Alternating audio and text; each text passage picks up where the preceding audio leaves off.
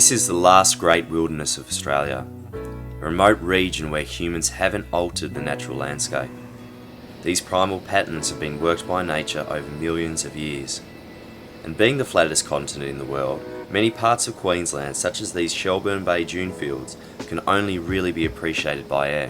The Wudithe people are the traditional owners of Shelburne Bay, and their cultural links remain strong. For thousands of years, the white sand country of Shelburne Bay dune fields has been their literal and spiritual home and a central feature of Wudithe stories and cultural identity. Wudithe people were seafarers who spent their lives in and out of outrigger canoes. They gathered food and other resources from the seas and the sand beach country. Wudithe country encompasses the area from Captain Billy Landing south to Temple Bay, including Thinkamoo Islands, Rain Island and Cape Granville.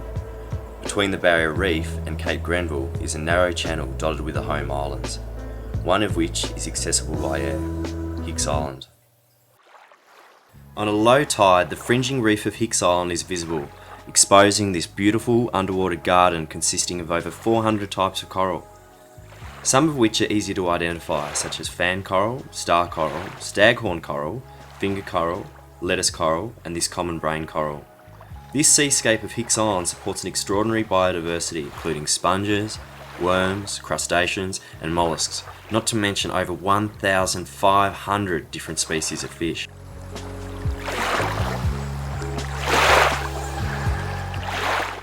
This is why the Wudithe people roamed this land for so long. They had a natural supermarket right on their doorstep. Although I'm not sure what traditional method or materials the Wudithe people used to make their spears, these saplings look like a good choice. Their fine stems were both flexible and lightweight. That's pretty much perfect. That's just what I'm after, and I'll put a tip on that and see if we can get some fish or some mud crabs.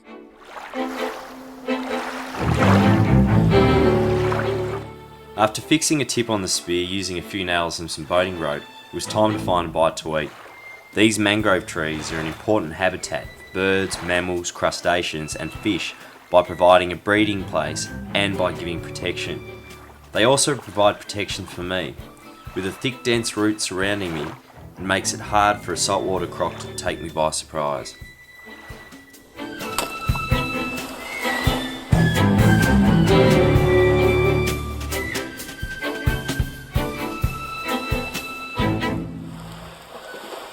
Alrighty, I'm lighting a decent fire here just to sort of build up some coals. Another thing I'm using is coconuts on the fire.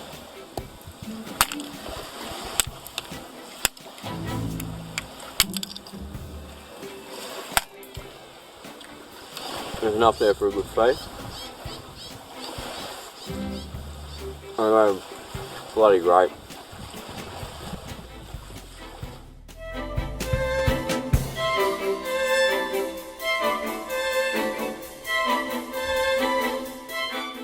This plane wreck is what's left of an AP-39 air cobra that was reported missing on the 25th of April 1942. During the war, a number of air cobras had to crash land around Cape York after becoming separated from a mother plane in bad weather.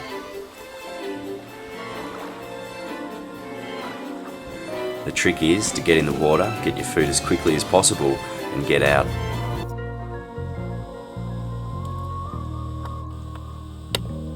And that there is a northern Queensland black-lipped oyster, and I think these are better than the Sydney rock oysters or the Pacific oysters you get down south. They're a little bit sweeter. A bit of lemon and black pepper would be good, but a nice cold beer to wash it down. But anyway, we'll just have it au naturel.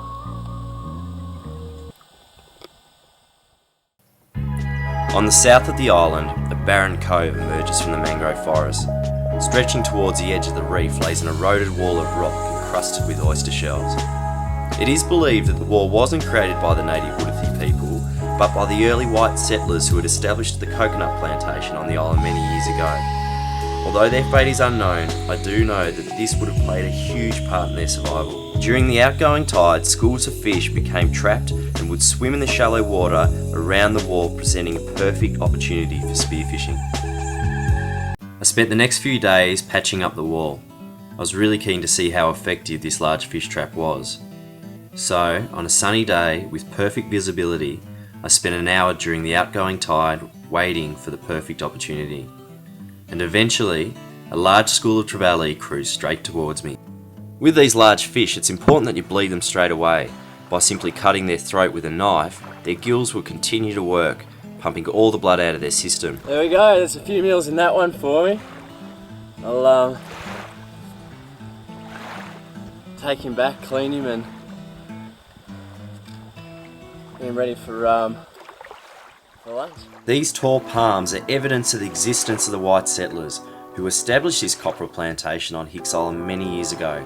Copra is a local South Pacific name for the dried section of the meaty inner lining of the coconut palm, and is used primarily as a source of coconut oil.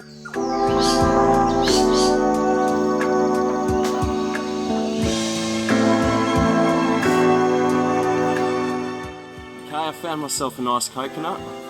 Best coconuts are the ones that aren't too green and aren't too brown, just in between, this sort of a gold and a yellow colour, and that way you won't get sick. The fun bit is getting the actual nut out of the husk. This simple recipe I came up with made the most of the island's natural ingredients, and was a nice change from the oysters and mud crabs.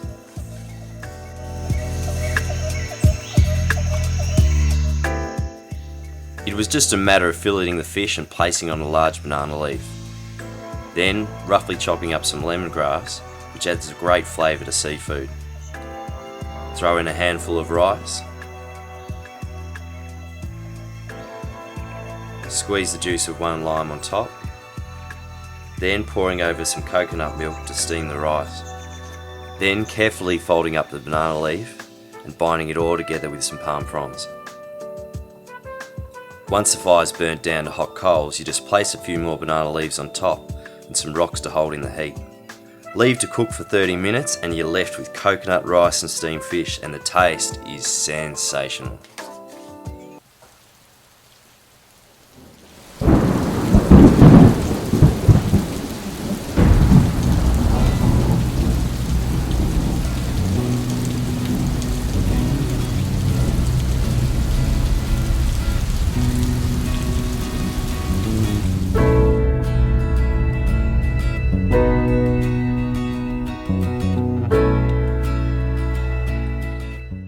Survival during the wet season's heavy rain, constant storms and gale force winds for any islander would have been hard enough. But I was soon to find out how hard it was to find food with the lack of sunlight and poor visibility. The Stonewall fish trap I'd become so dependent on had now been taken over by a large 12-foot croc.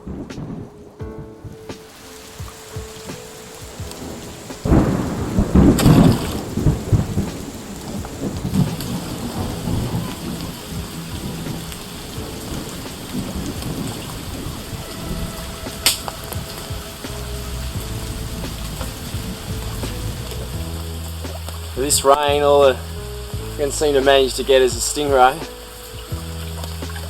and the bastard broke my spear.